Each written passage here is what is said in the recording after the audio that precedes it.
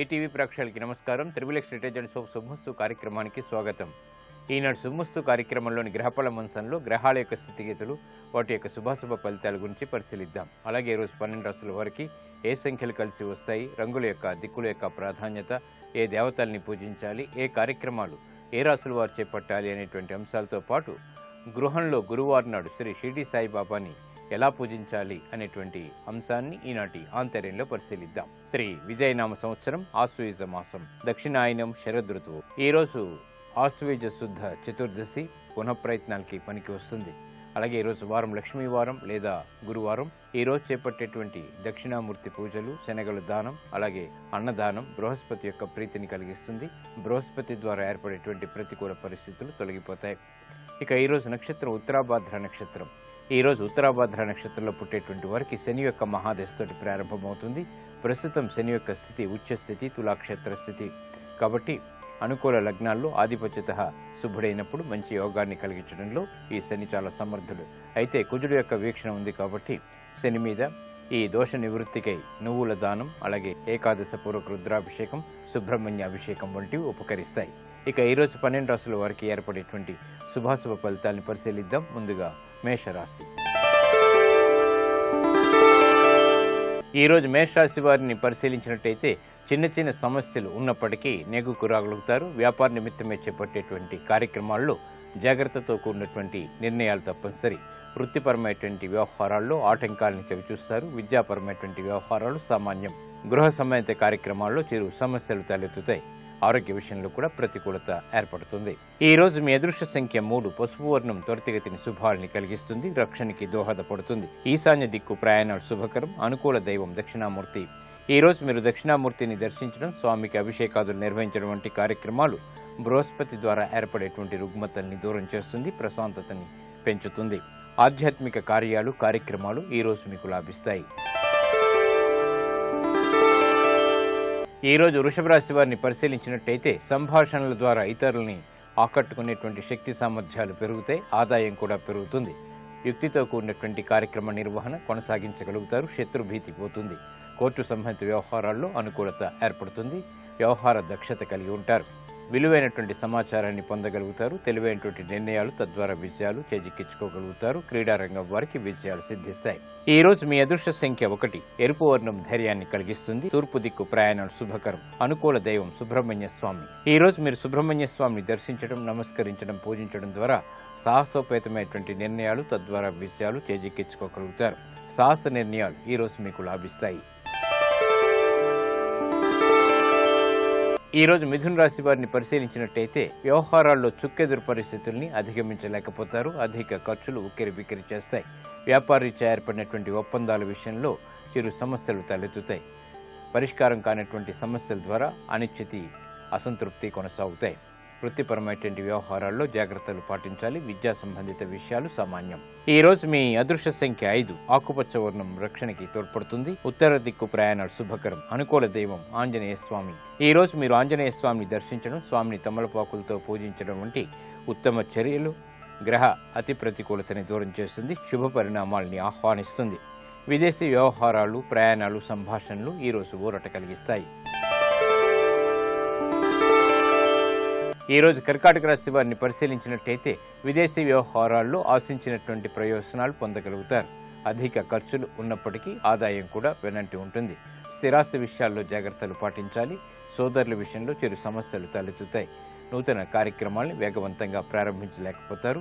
మానసిక రుగ్మతలు తగ్గుతాయి. వృత్తిపరమైనటువంటి వ్యవహారాల్లో జాగ్రత్తలు పాటించాలి. ఆరోగ్యంలో చిరు సమస్యలు కొనసాగుతాయి.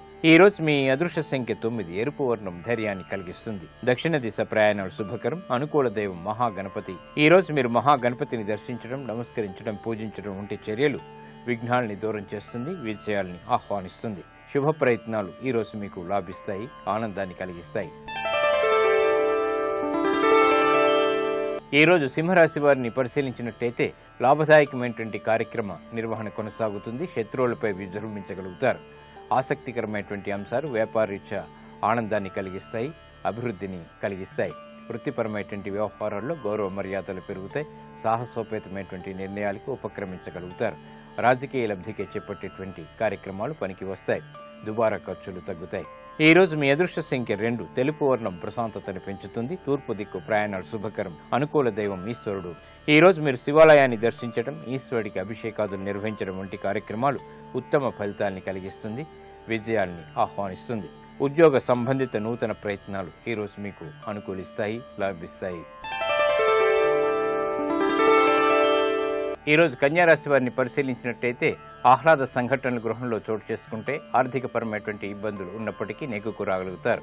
శారీరక శ్రమ అధికంగా ఉంటుంది. వృత్తిపరమైనటువంటి వ్యవహారాల్లో అధిక శ్రమకి గురి అయ్యేటువంటి సంఘటనలు చోటు చేసుకుంటాయి. వ్యాపార నిమిత్తమే చేపట్టేటువంటి కార్యక్రమాల్లో జాప్యాలతో కూడినటువంటి విజయాలు చేజిక్కించుకోగలుగుతారు. ఆరోగ్య విషయంలో చిరు సమస్యలు కొనసాగుతాయి. ఈ రోజు మీ అదృష్ట సంఖ్య 5, ఆకుపచ్చ వర్ణం రక్షణకి తోడ్పడుతుంది. ఉత్తర దిక్కు ప్రయాణాలు శుభకరం. అనుకూల దైవం శ్రీ మహాకాళి. ఈ రోజు మీరు మహాకాళి అమ్మవారిని దర్శించడం, అమ్మవారికి కుంకుమార్చన నిర్వహించడం వంటి కార్యక్రమాలు గ్రహ అతి ప్రతికూలతని దూరం చేస్తుంది. ముఖ్యంగా ఏలినాటి శని ద్వారా ఏర్పడేటువంటి జాప్యాలని దూరం చేస్తుంది. ఉద్యోగ సంబంధిత పునః ప్రయత్నాలు ఈ రోజు మీకు లాభిస్తాయి.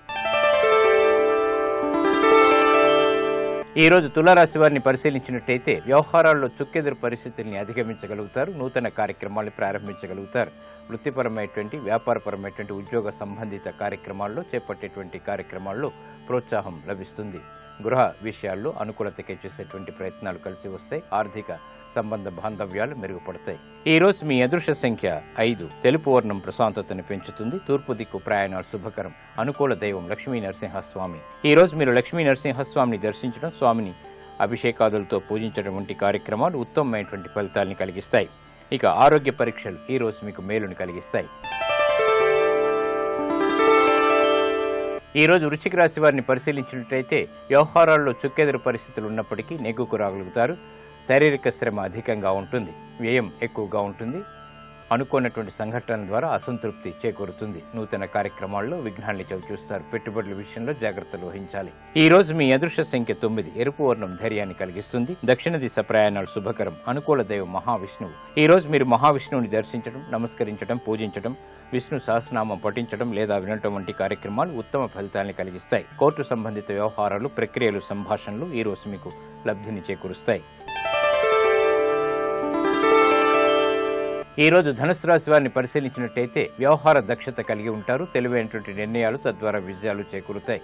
ఉత్తమమైనటువంటి కార్యక్రమ నిర్వహణ కొనసాగించగలుగుతారు. విదేశీ పర్యటన ద్వారా లబ్ధి చేకూరుతుంది. నూతన కార్యక్రమాల్లో ప్రోత్సాహం లభిస్తుంది. విద్యాపరమైనటువంటి బలం చేకూరుతుంది.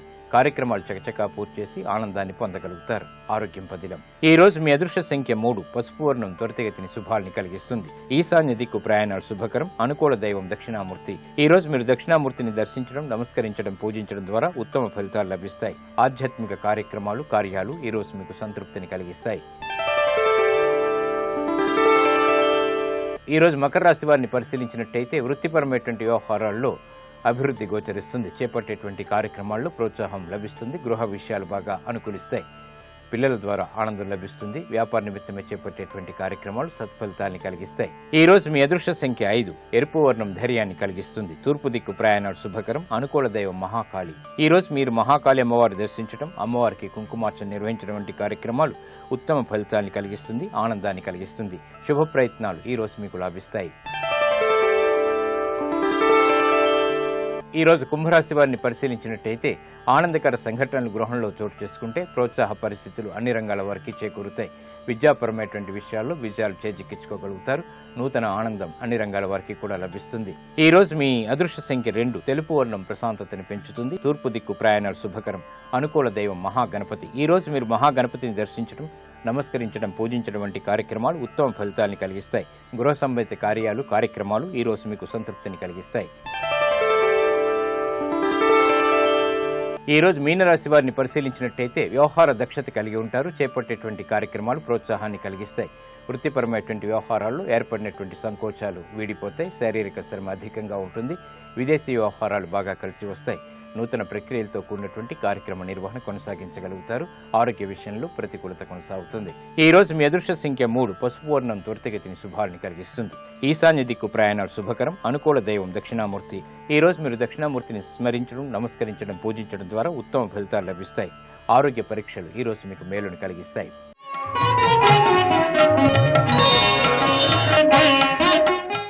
ఓం సాయి శ్రీ సాయి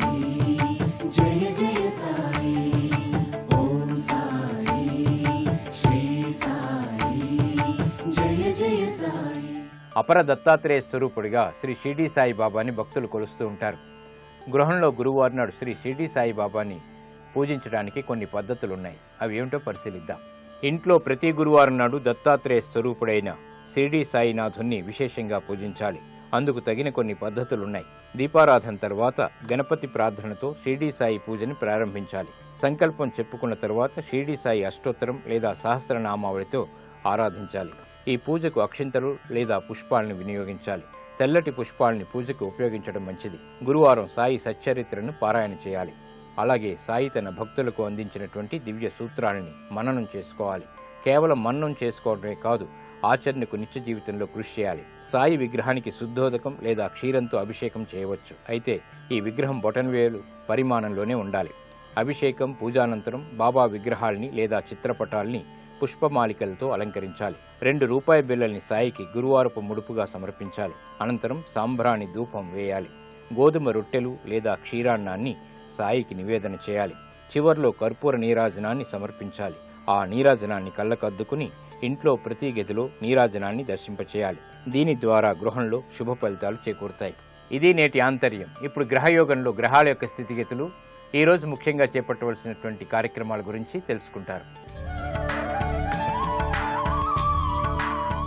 నేటి గ్రహయోగాన్ని పరిశీలించినట్లయితే గురువు శత్రుక్షేత్రమైనటువంటి మిథున రాశిలో సంచరిస్తున్నాడు. గురువు యొక్క బలాన్ని పెంచి అనుకూల ఫలితాలను పొందటానికి ఈరోజు రామాయణం, భగవద్గీత లాంటి గ్రంథాలను ఎవరికైనా దానంగా ఇవ్వటం ద్వారా చక్కటి ప్రయోజనాన్ని పొందవచ్చు. అంతేకాకుండా రాజకీయ పరంగా చక్కటి పురోభివృద్ధిని సాధించటానికి ఈరోజు మీ గృహంలో 14 ఒత్తులు వేసి దీపారాధన చేసినట్లయితే చక్కటి ప్రయోజనాలను పొందవచ్చు. ప్రధానంగా ఈరోజు అన్నప్రాసన, ఊయలలో వేయటం లాంటి కార్యక్రమాలకు అనుకూలమైన రోజుగా చెప్పవచ్చు. అక్షరాభ్యాసాన్ని నిర్వహించటానికి, పుట్టు వెంట్రుకలను తీయటానికి కూడా ఈరోజు అనుకూలమైన రోజుగా చెప్పవచ్చు. మీ గృహంలోని సభ్యులందరూ అన్ని కార్యక్రమాలలో విజయాన్ని సాధించటానికి, మీ కుటుంబ శ్రేయస్సుని అద్భుతమైనటువంటి రీతులలో ఆస్వాదించటానికి ఏదైనా పరిష్కార మార్గం ఉందా?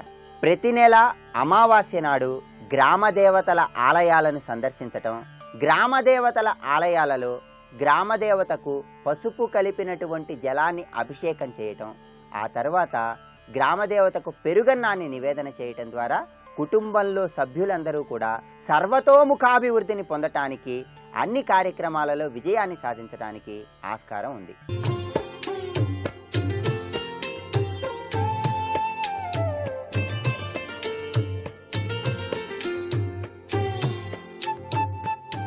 ట్రిపుల్ డిటర్జెంట్ సోప్ శుభమస్తు కార్యక్రమంలో గృహబలం అంశానికి స్వాగతం. వాస్తుశాస్త్రరీత్యా ఇంటికి గేట్లు పెట్టేటప్పుడు లేక జాలీలు పెట్టేటప్పుడు పాటించవలసినటువంటి సూత్ర ప్రాతిపదికలు చాలా జాగ్రత్తగా చూసుకోవాలి. ఇష్టం వచ్చినట్టు పెట్టడానికి వీల్లేదు. ఎందుచేతనంటే ఇనుప గ్రిల్స్, గేట్లు, జాలీలు లేని ఇల్లు సాధారణంగా ఎక్కడా మనకు కనిపించదు. ఈ రకమైనటువంటి సామాను ఒక రకమైనటువంటి ధాతువు లేదా వివిధ ధాతువుల సమ్మిళిస్తడం, అంటే ఈ ధాతువుల కలయిక ఇనుము, ఇత్తడి, స్టీలు, రాగి మొదలైన వాటితో ఇవి తయారవుతూ ఉంటాయి. కాబట్టి వీటిని ఉపయోగించడంలో ఆకారం కానివ్వండి, డిజైన్ కానివ్వండి, రంగులు కానివ్వండి మొదలైన విషయాలపై వాస్తుశాస్త్రరీత్యా పరిశీలన కనుక చేసినట్లయితే మీ ఇంట్లో చక్కటి శక్తిని పొంది సుఖం కలిగించడానికి వీలుగా నిర్మాణం చేసుకోవాలి.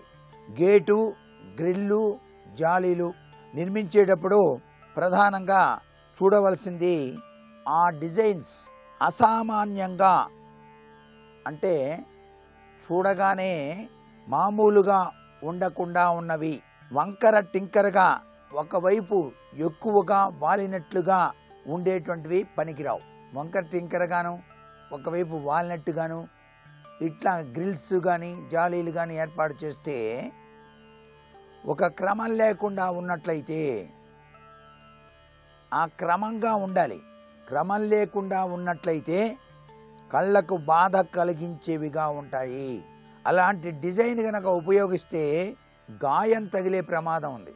అందుచేత గ్రిల్స్ పెట్టేటప్పుడు కూడాను డిజైన్స్, రేఖాశాస్త్రాన్ని పాటించాల్సి ఉంటుంది. రేఖాగణితం అంటే జామెట్రీ, దాన్ని అనుసరించే డిజైన్ చేయటం చాలా మంచిది. చూడగానే సామరస్యం, సంతులనం అక్కడ ఉండి తీరాలి. ధాతువులు రంగులకు సంబంధించినంత వరకు ఇవి సాధారణంగా ఇనుముతో తయారు చేయబడేవి కాబట్టి నలుపు రంగు వాడటం సమంజసమే. డిజైన్లో పూలు, ఆకులు వంటి ఆకారాలకు నిర్మాణంలో రాగిని వాడటం వల్ల అవి అందంగా కనబడటమే కాకుండా చక్కటి శక్తితో వృద్ధి ఉండేటట్టుగా ఉంటాయి. ఆ వస్తువులు గ్రిల్స్ మొదలైనవి పడమర దిశలో ఉపయోగించే ప్రయత్నం చేయటం మంచిది. ఇతర కారణాల వలన ఈ యొక్క వస్తువులను పశ్చిమేతర దిశల్లో అంటే దక్షిణం, తూర్పు ఉపయోగించాల్సి వచ్చినప్పుడు వాటితో పాటు స్వల్పంగానో అధికంగానో చెక్కను కూడా ఉపయోగించటం మంచిది. కేవలం గ్రిల్సే కాకుండా మధ్యలో చెక్కలు కూడా పెట్టాలి.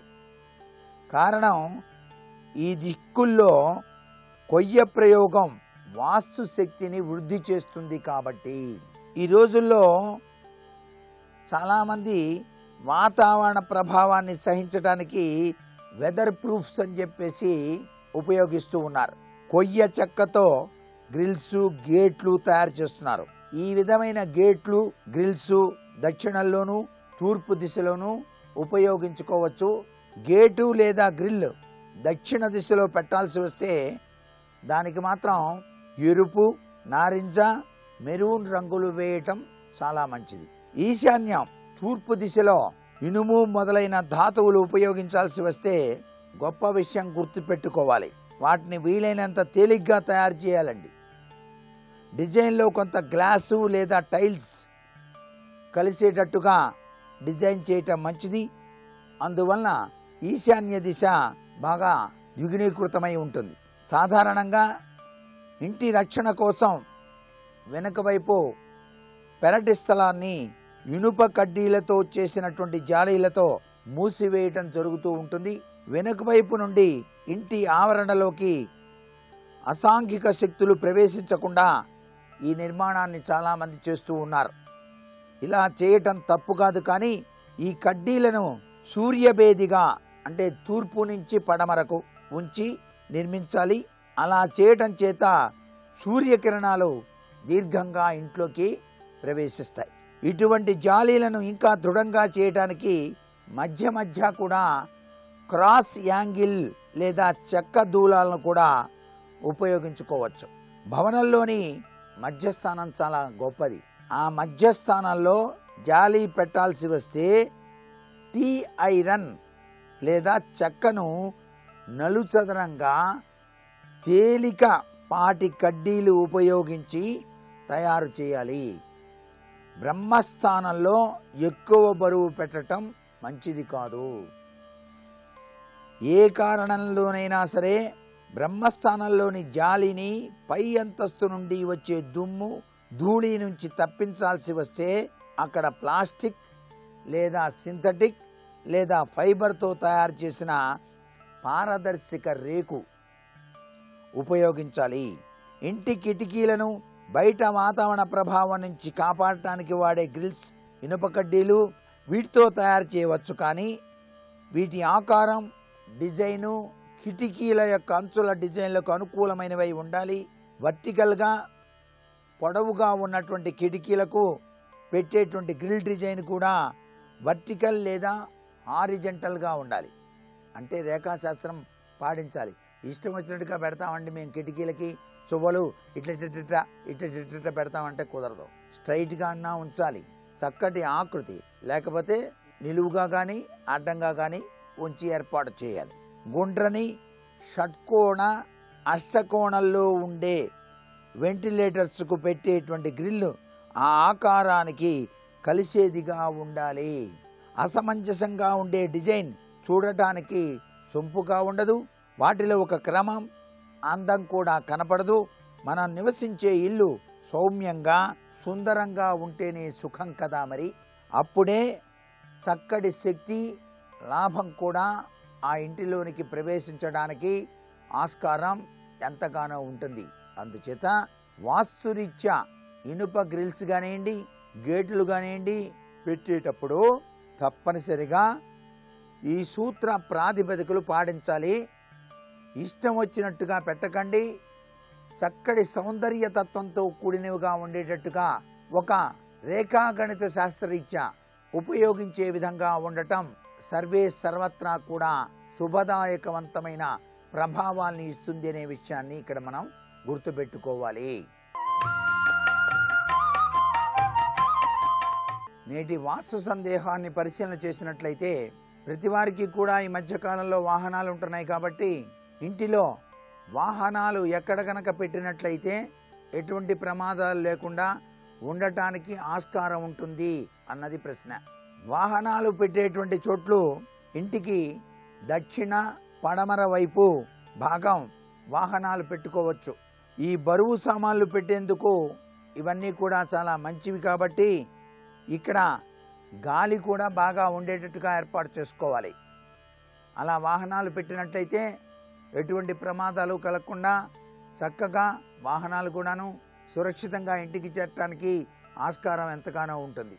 మరికొన్ని ముఖ్య విషయాలు మర్నాడు చెప్పుకుందామా మరి. సర్వే జనా సుఖినో భవంతు.